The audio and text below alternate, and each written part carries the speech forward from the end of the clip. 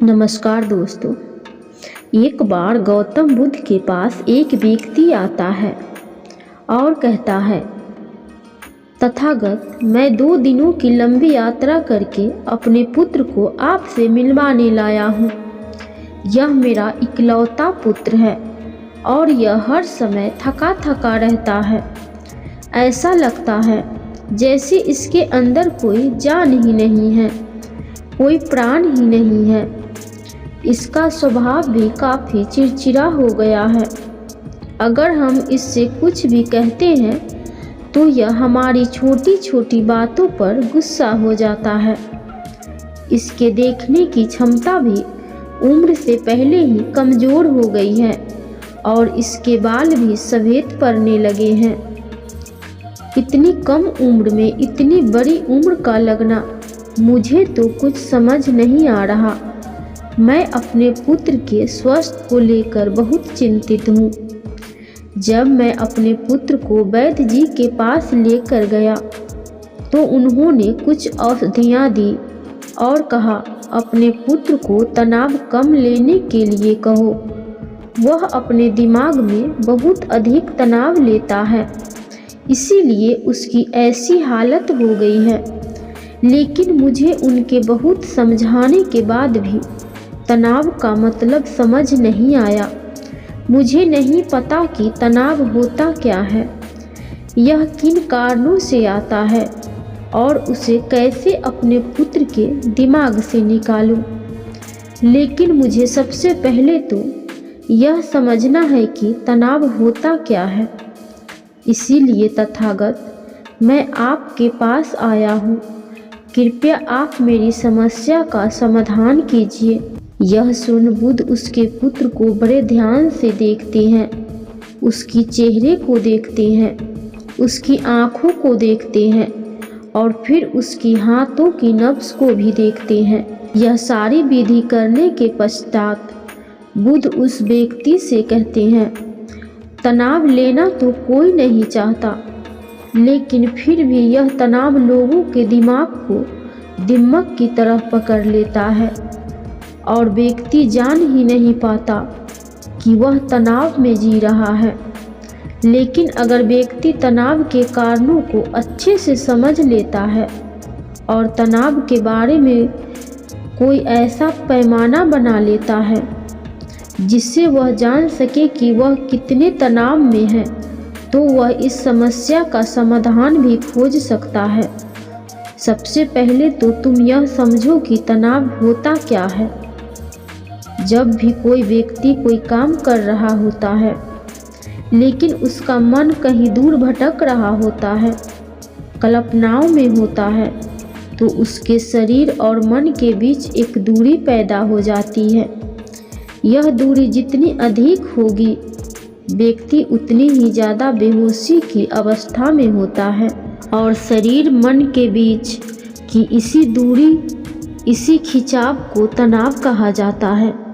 आखिर कोई पसंदीदा खेल खेलने के बाद व्यक्ति चुस्ती और प्रशंसा से क्यों भर जाता है, जबकि उसने तो अपने शरीर को थकाया है। लेकिन समझने वाली बात यह है कि खेलते समय मन और शरीर एक साथ पूरी तरह से उस खेल में केंद्रित होते हैं, जिससे शरीर और मन के बीच दूरी पैदा नहीं होती और कोई तनाव पैदा नहीं होता। अगर दिमाग में कोई तनाव था भी तो वह भी दूर हो जाता है। लेकिन इसके विपरीत जब हम कोई ऐसा काम करते हैं जो हमें पसंद नहीं, तो हमारा शरीर तो उस काम को कर रहा होता है, लेकिन हमारा मन कहीं दूर कल्पनाओं में भटक रहा होता है, जिससे शरीर और मन के बीच एक दूरी पैदा हो गई और तनाव ने जन्म ले लिया। इसीलिए व्यक्ति को एक समय पर सिर्फ एक ही काम करना चाहिए और अपने तन और मन की सारी शक्ति उसी एक काम पर लगा देना चाहिए, जिससे व्यक्ति के अंदर तनाव पैदा ही न हो। इसके बाद बुद्ध ने कहा, तनाव पैदा होने के मुख्य 8 कारण होते हैं और जिसने इन कारणों को समझ लिया वह जीवन भर तनाव मुक्त रहता है। मुख्य कारणों में सबसे पहला कारण है अति महत्वाकांक्षी होना। महत्वाकांक्षी होना अच्छी बात है, लेकिन क्या कभी आपने इस बात पर ध्यान दिया है कि इंसान के लक्ष्य कभी पूरे ही नहीं होते। उसका एक लक्ष्य पूरा हुआ नहीं कि वह दूसरे की तरफ भागने लगता है, दूसरा पूरा हुआ तो तीसरे की तरफ, और इस तरीके से वह अपने लक्ष्यों को पाने के लिए जिंदगी भर गोल गोल घूमता रहता है। इसीलिए जो व्यक्ति अति महत्वाकांक्षी होता है, जिसने बड़े बड़े लक्ष्य बनाए होते हैं, वह वर्तमान में कभी रह ही नहीं पाता। उसका मन सदैव भविष्य की योजनाओं बनाने में ही व्यस्त रहता है। उसका शरीर तो वर्तमान में रहता है, लेकिन दिमाग भविष्य में ही रहता है, जिससे मन और शरीर के बीच दूरी पैदा हो जाती है और वह तनाव भरी जिंदगी जीने लगता है। बुद्ध के मुंह से यह बात सुन उस लड़के ने कहा, बुद्ध, तो फिर इसका मतलब है कि हमें लक्ष्य नहीं बनाने चाहिए, क्योंकि लक्ष्य बनाना भी तो महत्वाकांक्षी ही है। इस पर बुद्ध ने कहा, जीवन में लक्ष्य बनाना कोई गलत बात नहीं है, लेकिन समस्या तब उत्पन्न होती है जब वह अपना पूरा ध्यान उस लक्ष्य से मिलने वाले परिणाम पर ही लगा देते हैं और उसके परिणाम की चिंता करते रहते हैं। व्यक्ति को वर्तमान में जीना आना चाहिए। आप लक्ष्य बनाइए और उस लक्ष्य की प्राप्ति के लिए कड़ी मेहनत करिए, लेकिन साथ ही साथ आपको इस बात का भी ज्ञान होना चाहिए कि आप अभी वर्तमान में जी रहे हैं और वर्तमान ही सत्य है। बुद्ध ने आगे कहा, तनाव का दूसरा सबसे बड़ा कारण है ईर्ष्या। जब व्यक्ति ईर्ष्या और जलन से भर जाता है तो उसका मन अंदर से सड़ने लगता है। ईर्ष्या एक तांत्रिक घाव है। आंतरिक घाव यानी मन का घाव। व्यक्ति के शरीर का घाव भर सकता है, लेकिन मन का घाव कभी नहीं भर सकता। इसीलिए व्यक्ति को दूसरे की खुशी और तरक्की से कभी ईर्ष्या नहीं करनी चाहिए, क्योंकि तनाव का कारण है। इसके बाद बुद्ध ने तनाव का अगला कारण बताते हुए कहा कि आरुषिपूर्ण काम करने से भी मन में तनाव पैदा होता है। जो काम करना हमें पसंद नहीं है, जिस काम में हमारी रुचि ही नहीं है, उस काम में हमारा मन लग ही नहीं पाएगा। हमारा शरीर तो वहीं बैठा रहेगा, लेकिन हमारा मन कल्पनाओं में उड़ान भरेगा, जिससे शरीर और मन के बीच दूरी पैदा हो जाती है और व्यक्ति तनावग्रस्त हो जाता है। इसीलिए इंसान को हमेशा अपनी रुचि के अनुसार ही कार्य करने चाहिए। अगर व्यक्ति ने यह पता कर लिया कि उसे कौन सा काम करना पसंद है और वह उसी काम को अपने जीवन का लक्ष्य बना लेता है, तो फिर वह काम उसके लिए काम नहीं बल्कि खेल बन जाता है।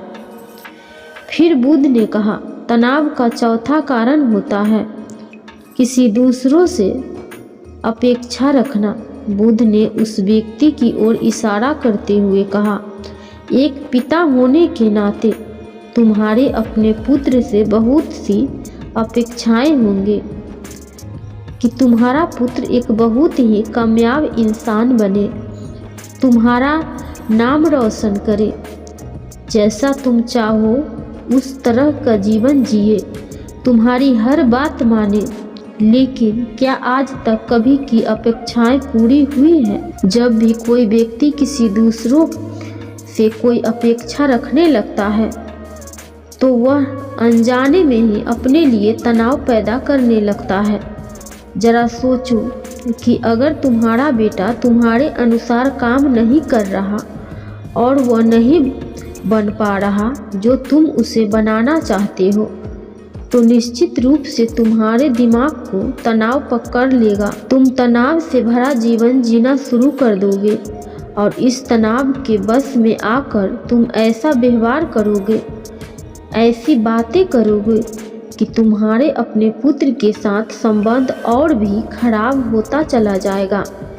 इसीलिए व्यक्ति को जितना हो सके उतनी कम अपेक्षाएं दूसरों से रखनी चाहिए, और अगर पूरी तरह से तनाव मुक्त रहना है तो दूसरों से अपेक्षा रखना ही बंद कर दो।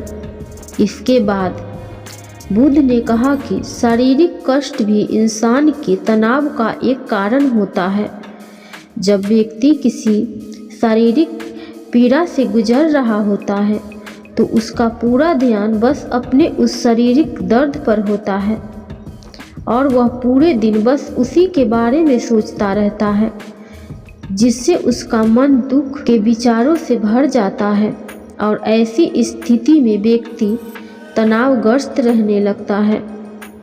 यह सुन उस व्यक्ति ने कहा कि हे बुद्ध, शारीरिक दुख तो किसी भी व्यक्ति को हो सकता है, तो फिर क्या व्यक्ति जीवन भर तनाव में ही जिएगा?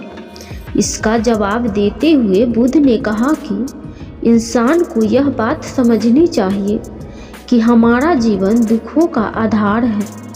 जैसे जैसे हमारा जीवन आगे बढ़ता है, इसमें दुख आते हैं, बीमारियां आती हैं और फिर अंत में मृत्यु भी आती है। तो बीमारियां इंसान के जीवन का अभिन्न अंग है, कोई इनसे बच नहीं सकता। बस किसी किसी के जीवन में यह समय से पहले आ जाती है तो किसी के बाद में आती है। जब इंसान का मन इस बात को अच्छे से समझ लेगा तो फिर वह अपनी बीमारी के बारे में सोच सोचकर ज़्यादा तनाव नहीं लेगा, क्योंकि यह हमारे जीवन का अभिन्न हिस्सा है और इसके लिए व्यक्ति को शारीरिक रूप से भी अभ्यास करते रहना चाहिए। अपने जीवन में व्यायाम और स्वस्थ जीवन शैली को भी जगह देना चाहिए ताकि उसका शरीर लंबे समय तक निरोगी रहकर सही से काम कर सके। तनाव का अगला कारण होता है अपनी योजनाओं को समझने के लिए समय न देना। कुछ लोगों के दिमाग में कोई विचार आया नहीं कि वह बिना सोचे समझे उस पर काम करना शुरू कर देते हैं, और जब उस काम में उन्हें असफलता मिलती है तो वह तनाव से भर जाते हैं, क्योंकि उन्होंने उस काम को शुरू करने से पहले उसके बारे में पूरी जानकारी इकट्ठा नहीं की थी। इंसान को कोई भी काम करने से पहले उसके अच्छे और बुरे परिणामों के बारे में ठीक से सोच विचार कर लेना चाहिए। इंसान को इस बारे में भी सोच लेना चाहिए कि अगर यह योजना सफल नहीं हुई तो फिर इसके बाद मैं क्या करूँगा। इसीलिए व्यक्ति को अपनी योजनाओं को ठीक से समझने के लिए पूरा समय देना चाहिए ताकि बाद में उस योजना की वजह से तनाव पैदा न हो। तनाव का 7वां सबसे बड़ा कारण होता है टाल मटोल करना, आज के काम को कल पर टालना। आप लोगों ने यह कहावत तो सुनी होगी कि आलस ही इंसान के शरीर का सबसे बड़ा शत्रु है। इंसान आलस की वजह से आज के काम को कल के लिए टाल देता है और फिर काम को टालना उसकी आदत बन जाती है। आज के काम को कल पर टालने वाले व्यक्ति का काम कभी समय पर पूरा नहीं हो पाता, और अगर किसी तरह से पूरा हो भी जाता है तो वह उतना अच्छा नहीं हो पाता जितना अच्छा उसे किया जा सकता था, और फिर यह बात व्यक्ति के अंदर तनाव पैदा करती है। लेकिन काम को टालना या काम को एकदम अंत समय पर करना एक आदत है, इसीलिए व्यक्ति न चाहते हुए भी बार बार अपनी इस आदत का शिकार बन जाता है और काम को टालता रहता है, और फिर जब काम की समय सीमा पास आ जाती है तो वह तनाव से भरकर काम को पूरा करने का प्रयास करता है। इसीलिए तनाव मुक्त रहने के लिए व्यक्ति को काम को टालने की आदत छोड़नी पड़ेगी, और यह तभी संभव है जब व्यक्ति काम को समय से पहले खत्म करने का निश्चय करे। सबसे आखिरी और सबसे प्रमुख कारण जो तनाव का होता है वह है ज़्यादा सोचना। लगातार सोचते रहना ही एक तनाव है, एक बीमारी है और यह उस व्यक्ति में सबसे ज़्यादा पाई जाती है। समय कल्पनाएं करता है, जो अतीत की घटनाएं और भविष्य की बातों के बारे में सोचता रहता है, जो बेवजह अनुमान लगाता रहता है। इसीलिए व्यक्ति को ज़्यादा सोचने की आदत पर लगाम लगाना चाहिए। इसके लिए जितना हो सके खुद को काम में व्यस्त रखना चाहिए और हर समय हर दिन ध्यान का अभ्यास को अपने जीवन का हिस्सा बना लेना चाहिए। बुद्ध के मुंह से यह सारी बातें सुनकर उस व्यक्ति ने हाथ जोड़कर कहा, बुद्ध, मेरा पुत्र तो अभी मात्र 20 वर्ष का ही है और इसमें अभी इतनी समझ भी नहीं है कि यह आपकी सारी बातों का एक साथ पालन कर सके। आप कृपया करके तनाव मुक्त रहने का कोई आसान सा तरीका बता दे जिससे मेरा बेटा उसका अनुसरण भी कर सके और तनाव मुक्त भी रह सके। उस व्यक्ति की यह प्रार्थना सुन बुद्ध ने कुछ सोचते हुए जवाब दिए, अगर तुम इतनी सारी बातों का पालन नहीं कर सकते तो इसके लिए एक बहुत ही आसान विधि है। तुम एक बार में एक काम को करने पर ध्यान लगाओ। जो भी काम कर रहे हो उस पर ही सिर्फ अपना ध्यान करो, सिर्फ उस पर ही अपना पूरा ध्यान लगाओ। और अगर तुम इधर उधर भटक जाते हो तो जैसे ही तुम्हें याद आए उसे फिर उसी काम में लगा दो। यह सबसे आसान और अच्छा तरीका है तनाव मुक्त रहने का। पूरा वीडियो देखने के लिए धन्यवाद। ऐसे ही वीडियो के लिए हमें सब्सक्राइब कर लीजिएगा। मिलते हैं अगले वीडियो में।